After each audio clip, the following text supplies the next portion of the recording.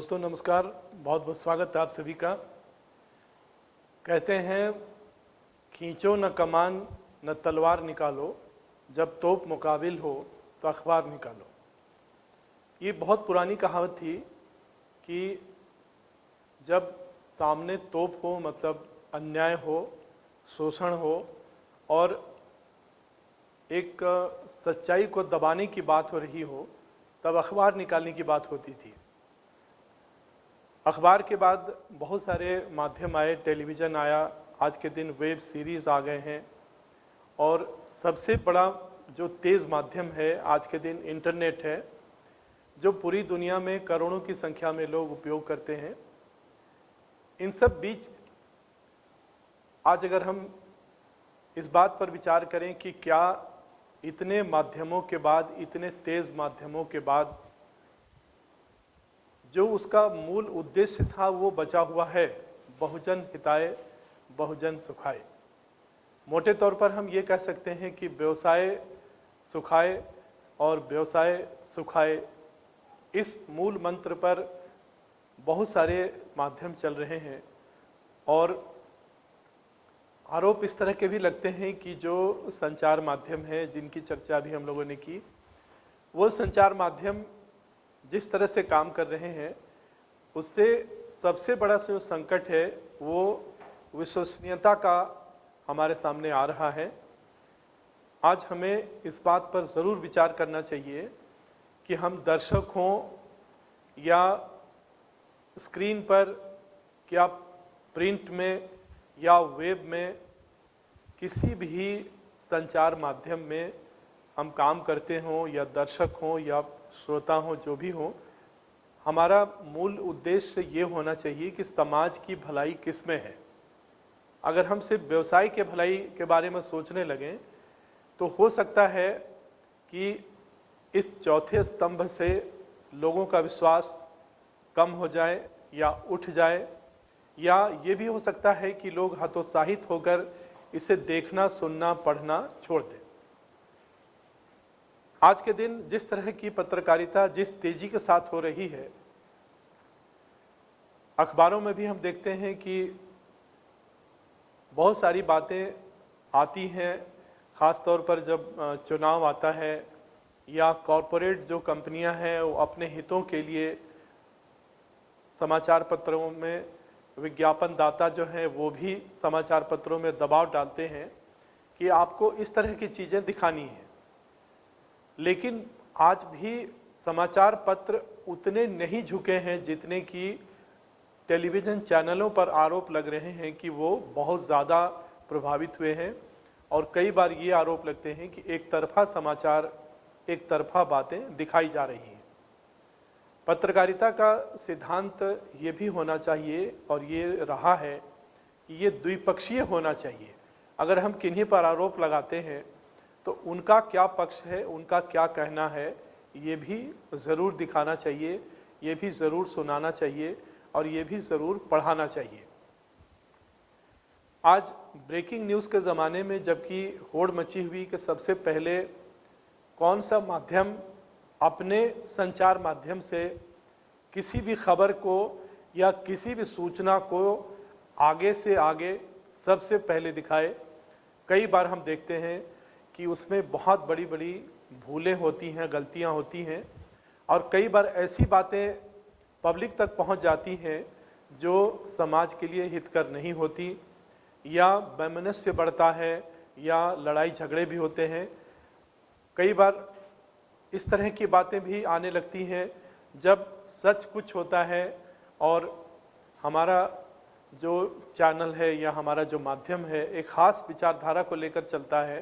तो उस विचारधारा से अगर उसका मेल नहीं खाता तो उस सच्चाई को दबा के और दूसरी चीज़ें दिखाई जाती हैं। हम कल्पना कर सकते हैं कि इस तरह की बातें 24 घंटे के समाचार चैनल के लिए एक धारावाहिक की तरह जो दिखाए जाते हैं, उसमें अगर इस तरह की बातें दिखाई जाती रहें और सुनाई जाते रहें या पढ़ाई जाते रहें, तो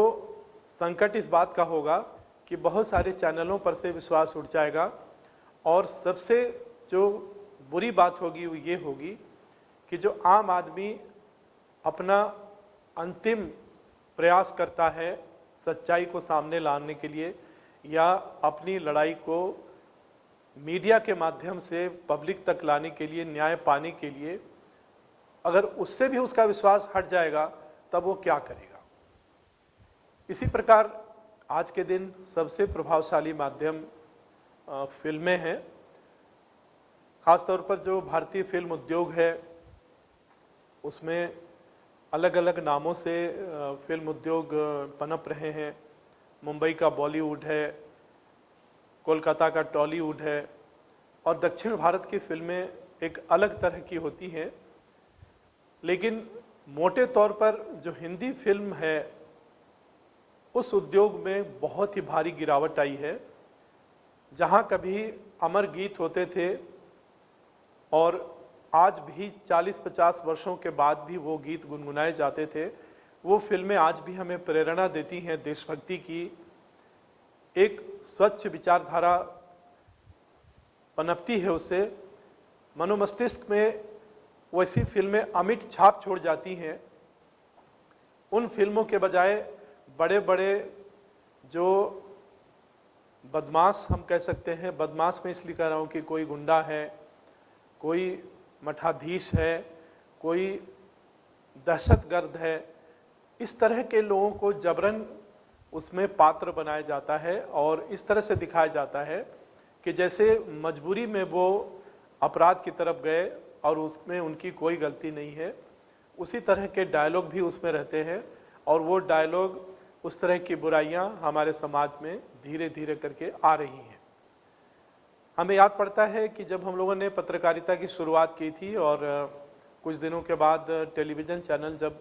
रांची में अपना प्रसारण शुरू कर रहे थे तो रामगढ़ के एक सज्जन ने टेलीविज़न के सामने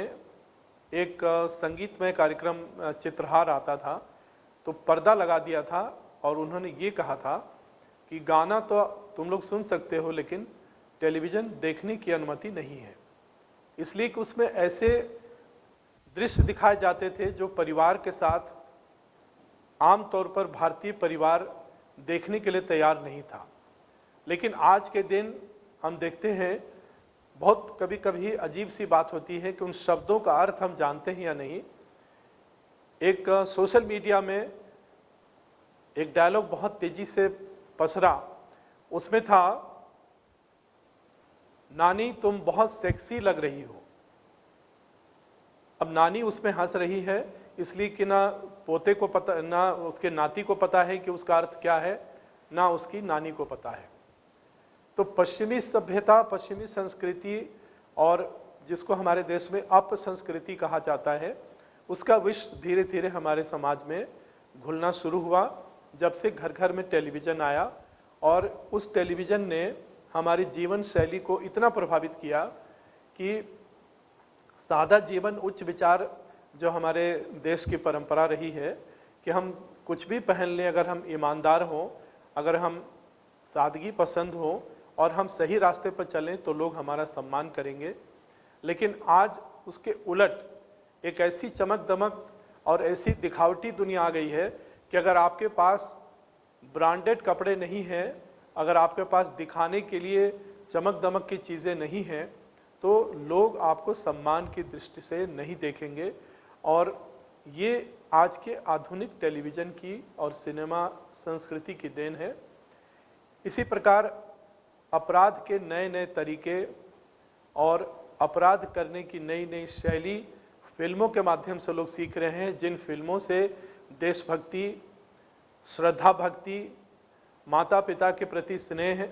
और परिवार के प्रति क्या उत्तरदायित्व होता था, ये बातें जहाँ पर दिखाई जाती थी, सुनाई जाती थी, उनके जगह पर इस तरह की बातें अभी जो हो रही हैं, ये हमें लगता है कि समाज के लिए बहुत ही घातक है। और सबसे दुखद बात तो ये है कि जो फिल्मों के बड़े बड़े स्तंभ हैं, बड़े बड़े नाम हैं, उन लोगों ने भी एक बार मांग की थी, उसमें अमिताभ बच्चन जी भी थे, कि फिल्म के सेंसर बोर्ड को समाप्त कर देना चाहिए। इनका ये कहना है कि फिल्म का सेंसर बोर्ड बहुत सारी फिल्मों में कटौतियां करता है और ये चाहते थे कि जैसे पश्चिमी देशों में अश्लील चीज़ें दिखाई जाती हैं, वैसे उसके लिए अलग से थिएटर हो और फिल्मों में भी उस तरह की चीज़ें दिखाई पड़े और जो भारत की जनता है वो उन बुराइयों के प्रति आदी हो जाए और धीरे धीरे उसको स्वीकार कर ले। मित्रों, हम कह सकते हैं कि कहा जाता है कि किसी को नष्ट करना हो तो उसकी संस्कृति को नष्ट कर देना चाहिए, वो आदमी अपने आप मिट जाता है। भारत जो विविध रंगी संस्कृति का देश है, इन संस्कृतियों में सबसे बड़ी बात है भारतीयता। मैंने विदेश यात्रा के दौरान कई पड़ोसी देशों के जो नागरिक थे, जो विदेशों में रह रहे थे, उनसे बातें की। मुझे घोर आश्चर्य हुआ कि हमारे आसपास के पाकिस्तान, श्रीलंका, बांग्लादेश, नेपाल, भूटान, अफगानिस्तान, इस तरह के लोगों में एक बात जो कॉमन थी, जिसको हम भारतीयता कह सकते हैं, भारतीय उप प्रायद्वीप के ही सारे देश थे, पहले भारत एक था, उसमें संकोच था, सम्मान था, परिवार के प्रति एक लगाव था और कितने भी आधुनिक हो जाएं, लेकिन अपनी पहचान के प्रति ये लोग सजग थे। उस पहचान को मिटाने का एक कुचक्र चल रहा है। भारतीय पहले जो दृश्य थे, पहले हम पुरानी फिल्मों को याद करें, उनमें एक भोजपुरी गीत होता था जिसमें लोक संगीत का वो प्रतिनिधित्व करता था, एक कव्वाली ज़रूर होती थी, एक भक्ति गीत होता था